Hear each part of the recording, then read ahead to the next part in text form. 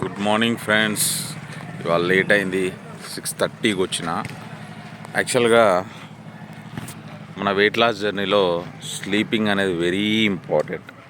At least 6 hours అనేది mandatory sleep ఉండాలి. చాలా రోజులుగా యూట్యూబ్కి బాగా అంటే బాగా అడిక్ట్ అయినా. రోజు ఇంటికి వచ్చిన తర్వాత ఫోన్ చూసుకుంటూ చాలా టైం స్పెండ్ చేస్తూ ఉంటా. సో అది నిన్న ఇంకో కొంచెం ఎక్కువైంది. సో కంపల్సరీ ఇవాటి నుంచి మనం మెయింటైన్ చేయాల్సింది నైట్ స్లీప్, ఎర్లీగా పడుకోవడం, సాధ్యమైనంత ఎర్లీగా పడుకోవడం కంపల్సరీ మెయింటైన్ చేయాలి. డే 3 వాకింగ్ షురూ చేద్దాం. ఇక ఇప్పటికే లేట్ అయింది ఫ్రెండ్స్.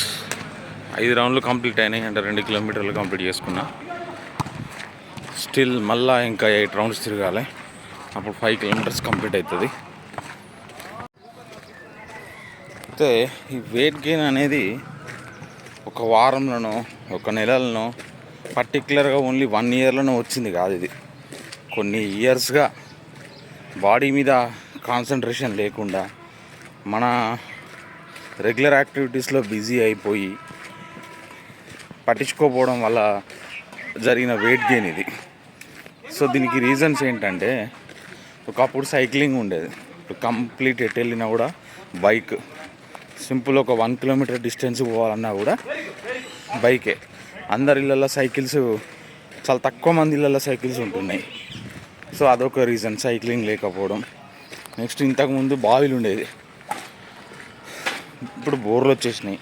బాగున్నప్పుడు ఆటోమేటిక్గా ఎంతో కొంత కరెంటు పోయినప్పుడు, మోటార్ ఉన్నా కూడా కరెంటు పోయినప్పుడు, లేకపోతే ఎక్స్ట్రా ఏదో ఒక అప్లికేషన్ కోసం ఆటోమేటిక్గా నీళ్ళు తోడేది. సో దానివల్ల కొంత క్యాలరీస్ కరిగేది.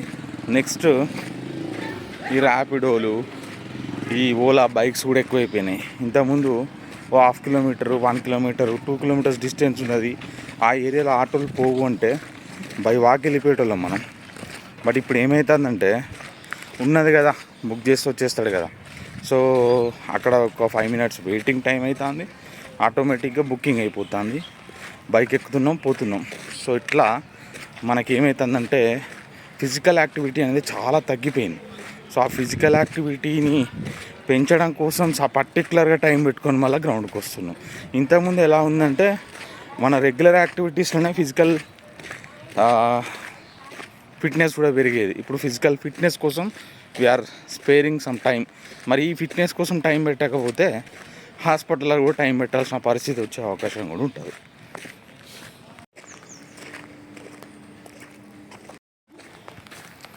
ఫ్రెండ్స్, ఎగ్జాక్ట్గా 1 అవర్ 13 రౌండ్స్ 5 కిలోమీటర్స్ కంప్లీట్ అయింది.